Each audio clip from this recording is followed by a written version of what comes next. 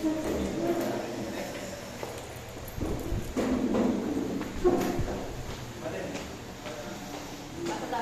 balloons, 27 special needs, student collaboration, acrylic on canvas, an example of a differentiating activity for students with varied abilities.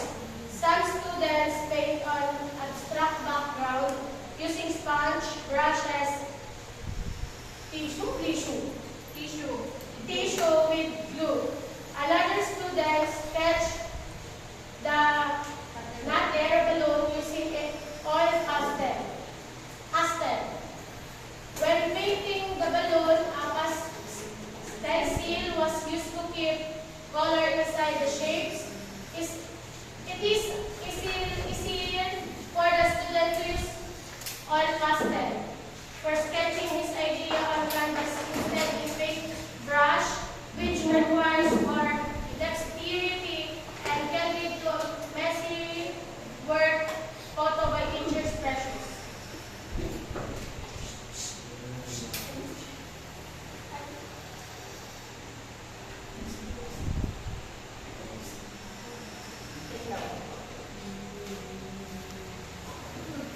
Doon daw kay Sky Balloon, yung student daw ay collaboration, nagpa-collab. Tapos, example daw na ginagamit nila for activity ay yung meron daw mga students na ginagamit sa pagpipaint ng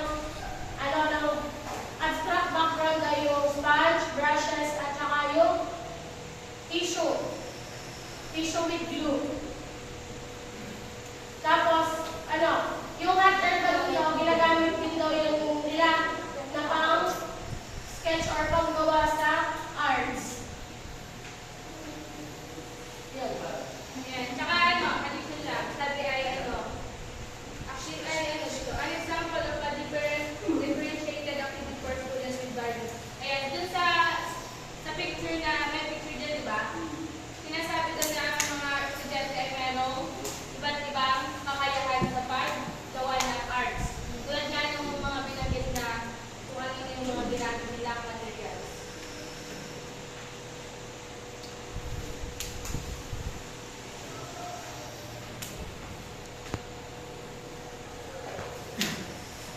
Now, continue book choice. In setting your learning objective, it is important that you determine what you would or before planning about or selecting an art activity you want find a fun activity. So, interest on online art, craft, social media, sharing site. That seems fun to do your grade 1 class. However, out of topic and does not fit your curriculum goal. You may have to sit the set.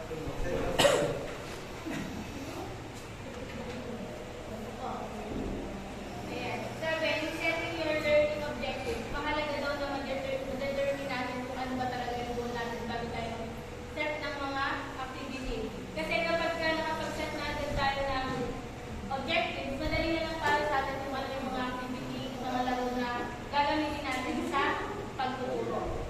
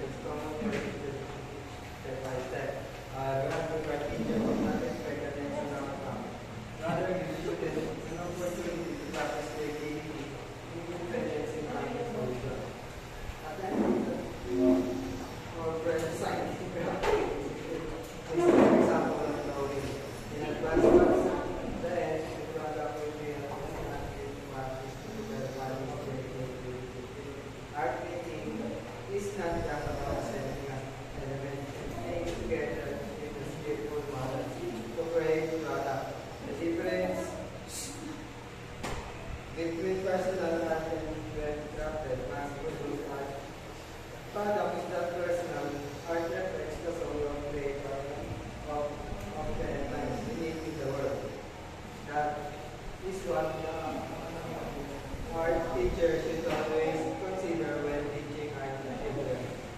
Technical skills and understanding concepts of for others for the child artist to effectively express his moral and thoughts, feeling desire and experience with the world. For teaching art.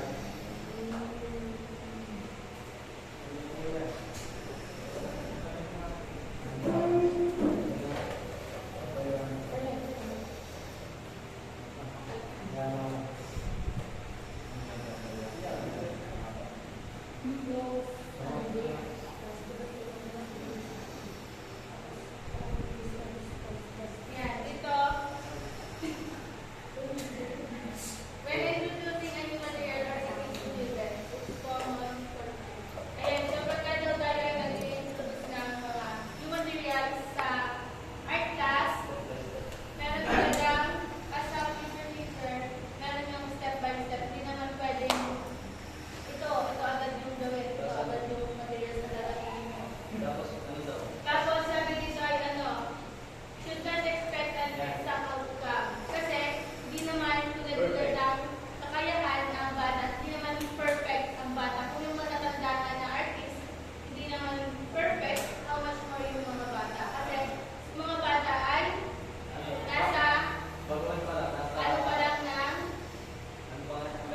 oo, nagpa-practice pa lang. Saka dapat observe muna natin yung mga bata kung meron ba talaga silang talent sa arts or wala. Kasi di ba, hindi naman lahat ng bata ay kapit pinagawa mo na ng arts. Alam na nila. Siyempre yung iba, pag-aaralan mo nila bago nila matutunan. Yan.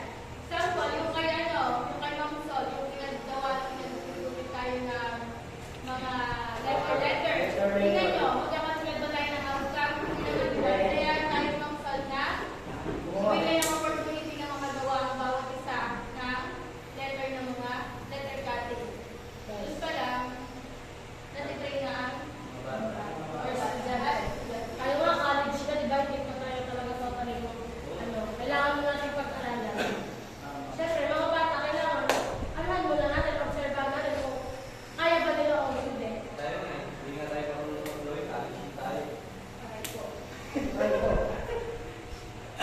Okay. Ngayon talaga yung tao ng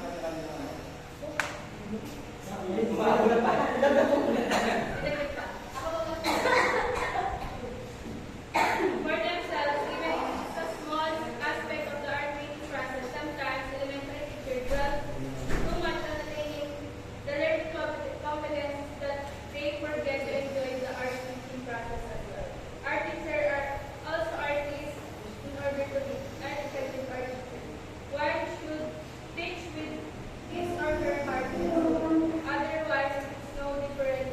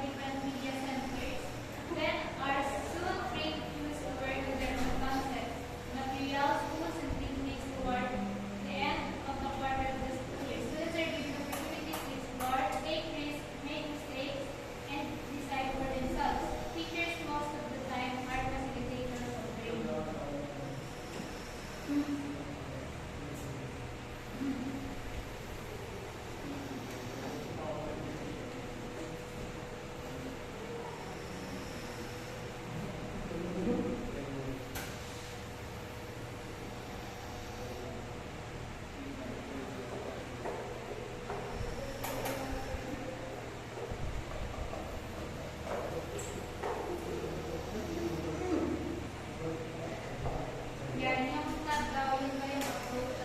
Nakasabi tinuturuan ko yung mga students na mag-explore na iba't ibang different media centers. Katulad ng meron silang freedom to work on their own concept, materials, tools, and techniques. Tapos yung mga students ko binibigyan ng opportunities na mag-explore, mag-take ng risk, gumawa kahit na magkamali sila, okay lang, and decide for themselves. Kasi yung teacher, most of the time, it's a paper of learning lang. Para kapag mag-guide lang sila, okay lang magkamali yung students, okay lang na explore siya o gumawa siya ng iba't ibang Basta, yung meron silang freedom, basta yung teacher nag-guide lang siya, parang kaya niya lang. Parang kumbaga nag-observe lang siya kung kailangan na ba ng tulong ng bata.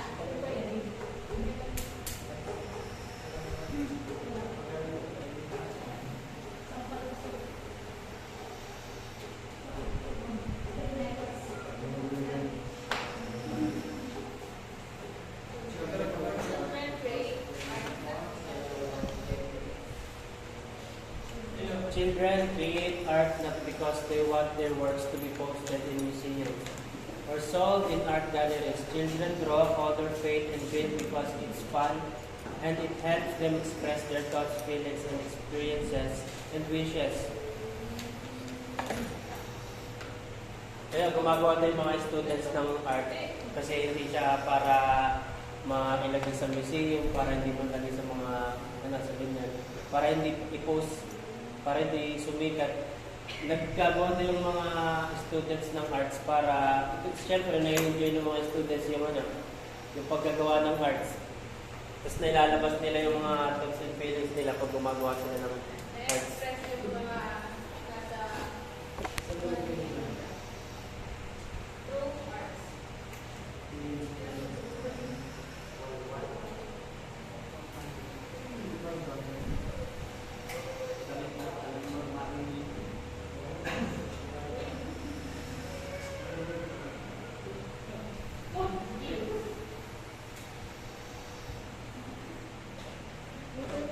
Kulang ka lang present.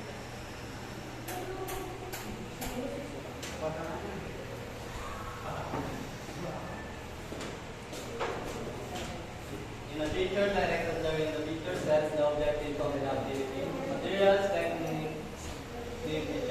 and follows the curriculum goals intended for the grade level.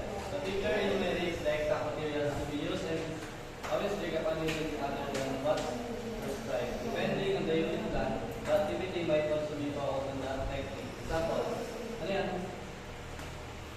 Chiaroscuro painting, shading using graphite, weaving or etc. In which case, the student should follow the criteria to achieve a certain standard. The theme is also prescribed in which students are only allowed to use subjects and the elements within the topic in adding to the short activity.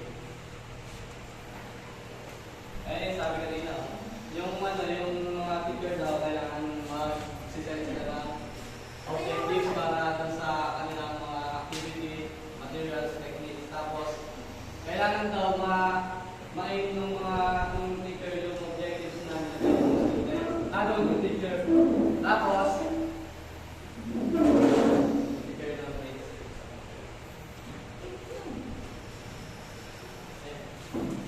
Tapos, yung teacher din ang mag-ano ng materials.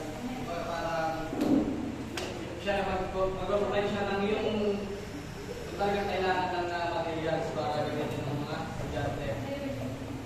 Ano yun?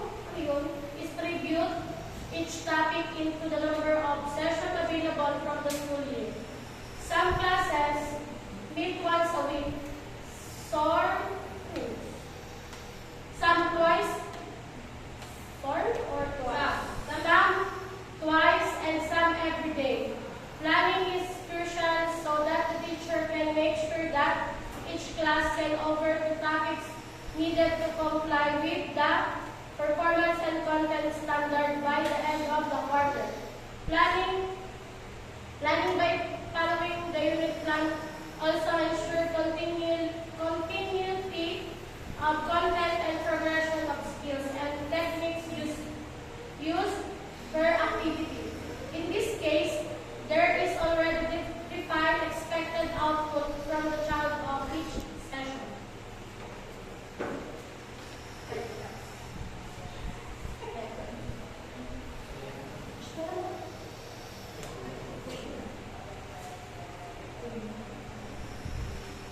Saan ba?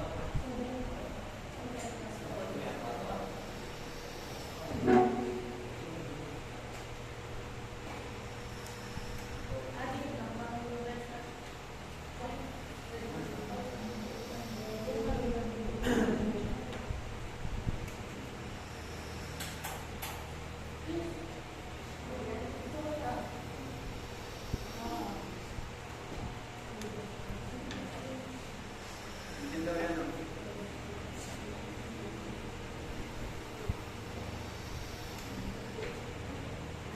Sa mga estudyante sa bawat session ng klase sa hindi ng guro ay sumusunod sa isang plano at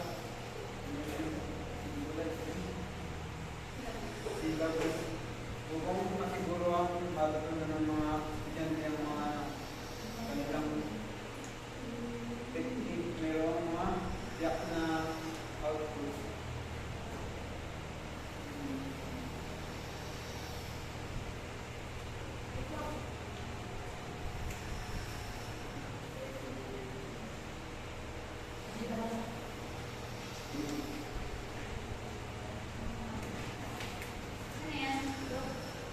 Setting objectives for a discipline-based art education approach. The target art curriculum is the discipline-based art education, or DBAE, approach to primarily teach art concepts like art history and technical skills, such as directed drawing, copying, and painting that measure dexterity, neatness, and accuracy. Lesson and art examples are usually inspired by works of nature, artists, or by Philippine indigenous tribes. You will not notice in math, pen, textbooks that they always have art history and culture embedded in the lesson.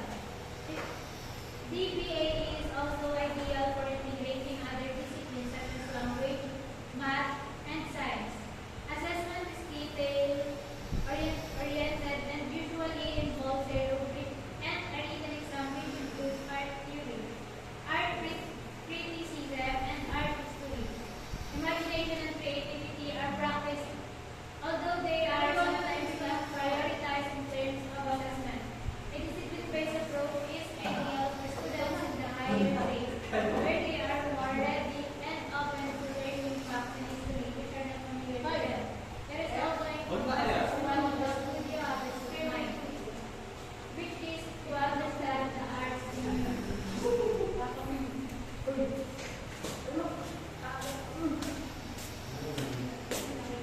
Next. Explain.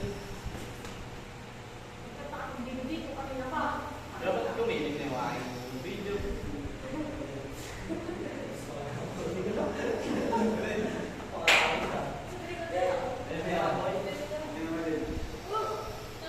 Si Aldwin! Kumilig yung cellphone mo, boy. Kumilig yung cellphone. Okay. Di ba? Okay.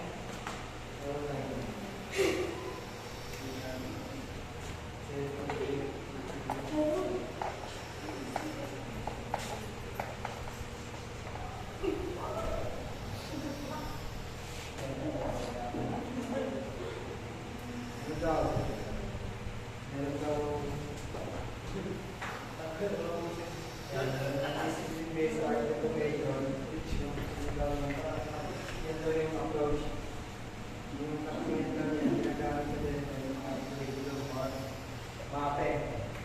Tapos yung focus daw yan, art history, art criticism, art criticism, mag-aasam.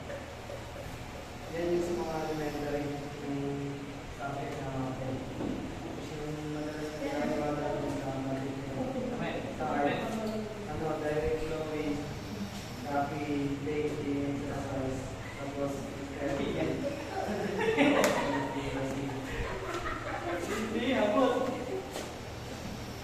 yung mga lesson namin yan. Ano, about sa confederation, words of nationalities, tapos Philippine Indigenous tribes.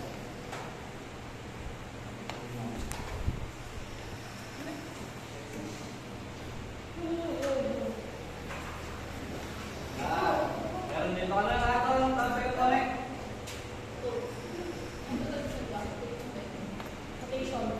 Learn, learn center approach. Teacher must be some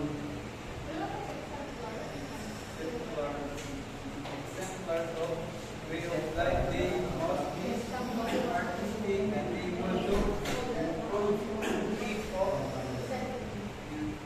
with exceptions and forever respecting them. Unexpected, they must be sensitive and respected to the changes in human nature. Robot Skinner. Yung ano kay Robot Skinner? Ang mga goals na buhay dapat ay maging pwede ng isang makulay ng buhay. And then, basa niya ang kanyang pag-improve, pagbukas ng mga bagong karanasan at pagbabago. In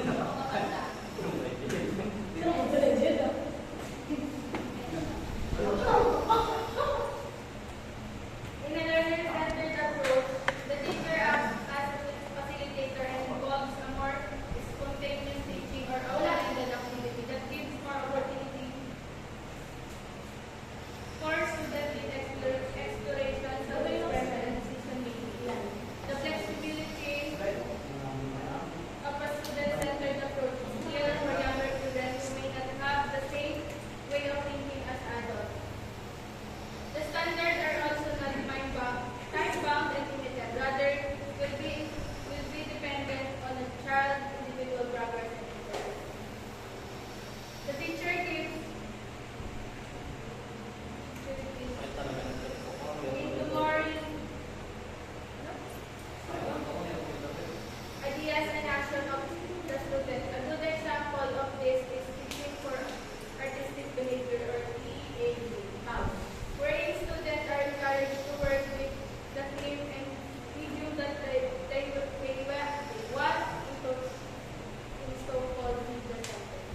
Pain-centered, role-centered, play-centered, etc. A learner-centered approach is also deal for teaching children, especially who have different levels of skills, needs, interests, and responses, especially when teaching in a mixed level classroom. Learner-centered approach. Yung teacher na yung nag-aamang nasa facilitator. Mas ano daw siya, mas comprehensive, so since student learners, so this person inside for learn. Since standard learning, nag-learn na time. Depende ka sa child progress at interest. Pag sa younger children, mawala yung mga kasi special needs, at ibang device.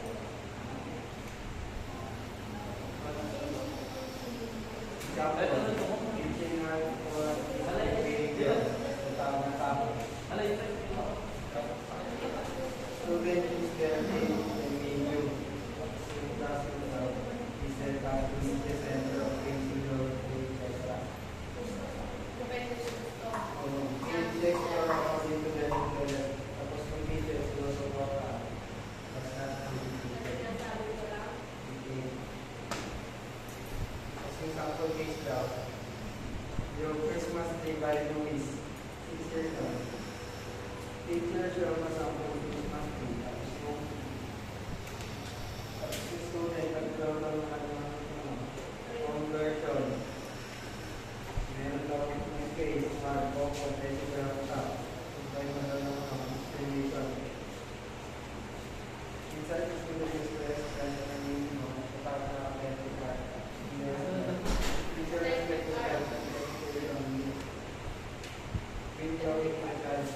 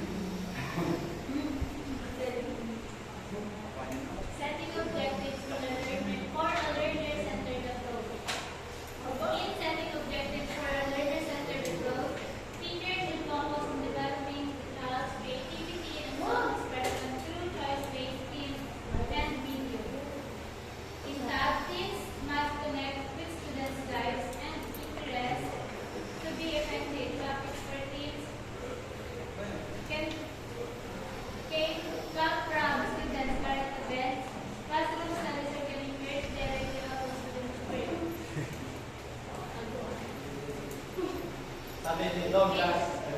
In learner-centered approach, the teacher should consider the students' inputs to know what and how they want to learn and what they want to do. New ideas and methods are encouraged so that no art curriculum is the same. Ano po yan? Yung pag-set ng objectives sa learner-centered approach, nakafocus yan, di ba, sa pag-develop ng child's creativity and self-expression. Based dun sa based dun sa na-connected dun sa buhay nila o sa interest nila para mas maging effective, para mas express nila yung kanilang feelings, emotions, yun. Yan, dapat daw sa learner-centered approach, bigger inputs. Yung kita yun eh. To know what and how they want to learn. Kung para malaman daw na gusto at makakaaral nila kung matutunan o kung ano yung gusto nilang gawin. Mga ideas, methods, para iba-iba.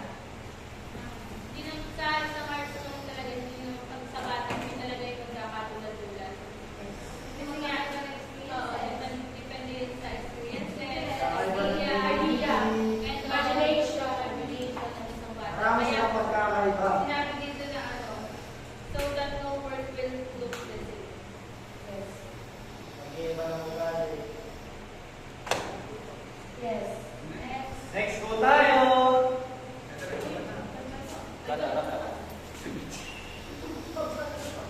In most after-school art workshops for younger children, the focus of an activity is for enjoyment, fun, and exploration. Art is play. The focus is on experimenting with different art media, themes, and techniques.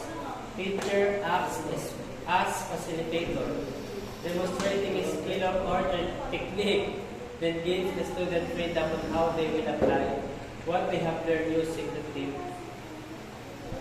that they like. Aside from the standard performance assessment rubrics, other factors are also taken into account. These include observing the students during the process, talking to them about their work, and even how they critique others' work. Written exams are rare since students will be showcasing their work and assessed through performance tasks. Although this approach seems fluid and unpredictable, it requires careful instructing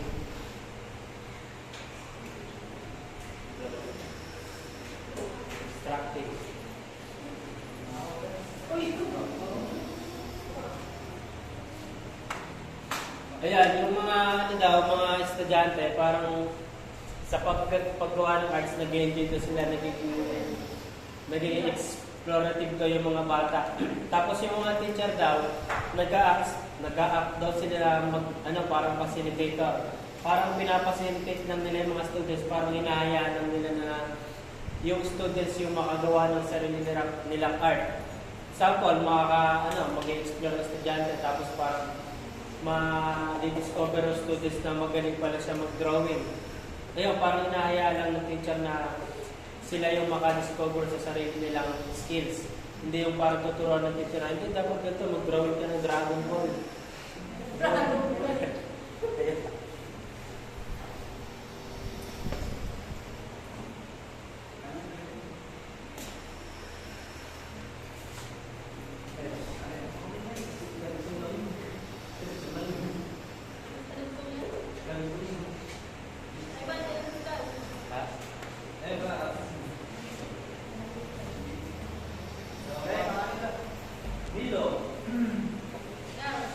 Teaching for artistic religion also know this approach as a three-sentence curriculum. The child is artist, what do artists do? In the art room is the art studio. Children learn the basic use, concept, and skill. Then toward the end of month, quarter or semester, they will choose a problem or theme that they want. They work on this until they are able to find out how to based on the skill and medium of the choice.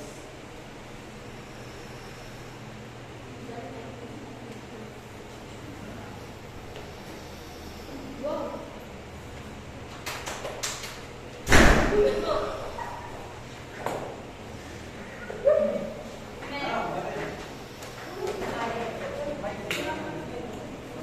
approach uses a constructivist self-guided curriculum that applies self-directed, hands-on experiences in relationship-driven environments that focus mainly on early childhood education.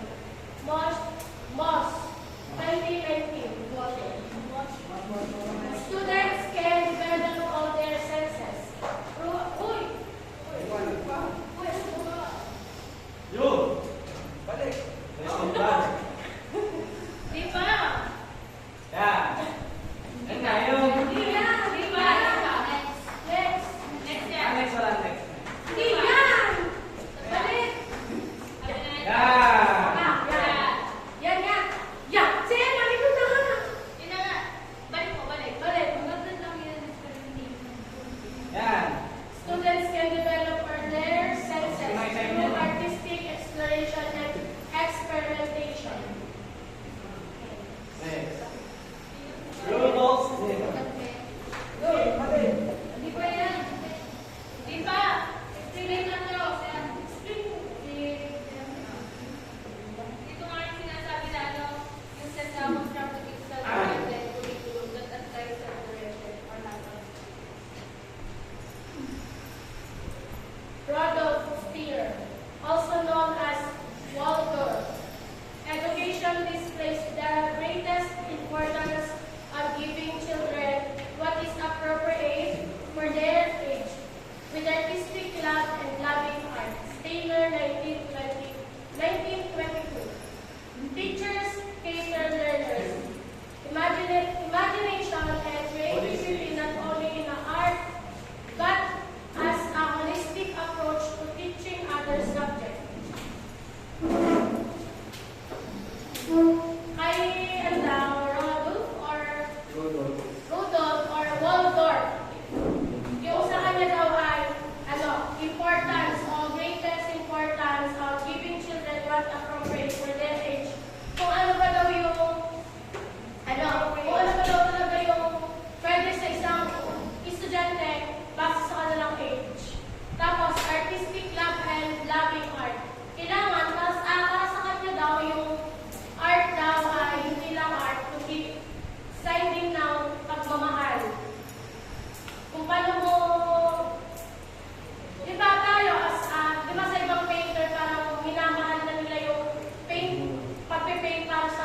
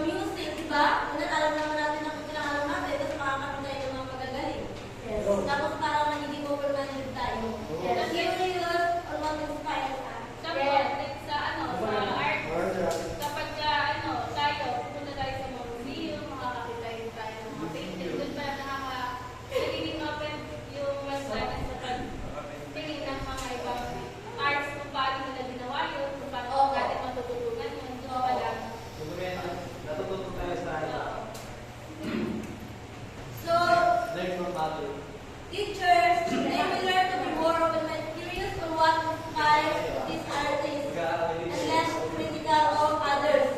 So yun, di ba? Nagiging ano tayo, kunyari, nakakita tayo ng painting or ng isang art. Parang tinatanong natin kung bakit kaya ginawa ng artist po? Paano niya kaya ito ginawa? Ano kaya yung naging inspiration niya? Bakit niya ginawa yun? Kunyari, sunset. Di ba? Teachers should always keep those in mind when planning and selecting the objectives for an art activity. Teachers should be able to discern how to balance a learner-centered and teacher-centered. So yun, dapat alam ng teacher yung discern niya. Alam niya kung paano i-balance yung pagiging yung learner-centered and teacher-centered approach. Ganun pala sa art. Ano siya? Hindi naman siya teacher-centered but always learner-centered as well. Balance siya. Opo, balance po siya. Hindi po siya pwedeng mag-anak ng teacher-centered, hindi rin po siya pwedeng mag-anak ng learner-centered. Kaya, balance po siya dapat. Okay po. Ano po? Okay po. Okay. Demo lang tayo din. Kaya mo daw, kaya mo daw. Pag dito ba tayo dyan? Dito ba ako? Okay. Dito ako. Hindi. Yung! Last na last. Di ba? Ano na lang? Last na ba yun? Last closing art na natin. Last na, Alex mo. Oo nga, sige natin. Wala na. Yan, sa pagtuturo daw ng art sa elementary, mahalaga daw yun para daw sa holistic development. Ibig sabihin, pag holistic, lahat na. Develop ng mental, physical, spiritual, emotional, and sa mga early grades, ibig sabihin sa mga elementary, enjoyment of the process rather than honing, fine motor skills or learning about history. Sa art, hindi lang siya theory, yung knowledge, but experience din, enjoyment of the process. Diba? Ito yung age na kung saan na nare-develop yung motor skills ng mga bata. Yung sa ano nila. Yung pagkikita ko, drawing, yes po. Opo. Nare-develop yung character po, yung discipline po, and respect. As teachers, we should be more open-minded in accepting giving criticisms. Na kunyari, teacher ka, nagpagawa ka ng art, tapos hindi naman ganun kaganda yung art ng estudyante mo. Kaya mo, bigyan mo siya ng criticism na para makakatulong sa pag-develop niya, hindi yung parang Feedback. Hindi yung, ano to, pangit to, matao pa to. Yung kita Kung gagawa ka ng art project, dapat ano, so ano, i-accept nyo. Let us learn to be tolerant when students make mistakes. Kunyari, nagkamali. Ang gagawin nyo. Tama natin ang mali. Turuan ng maayos. As teachers, we should guide them. Yan, guys. Ano yun? As teachers, we should guide them. To learn On from how to their learn mistakes. from their mistakes. Parang di ba? Meron yung next na ng teacher. Yung teacher nagpa-drawing ko sa estudyante, kung ano daw yung naisip niya, nag-drawing ka ng card. Meron ka kasi drawing ka. Nung na-display yung bata.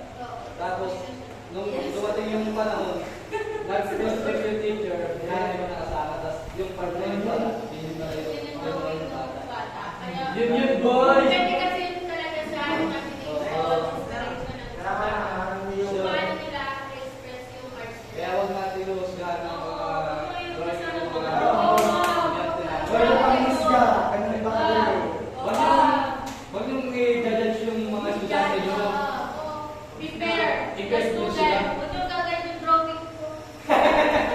Artistic man yun. I-guide nyo kasi, huwag nyo kayaan. Guys, kasi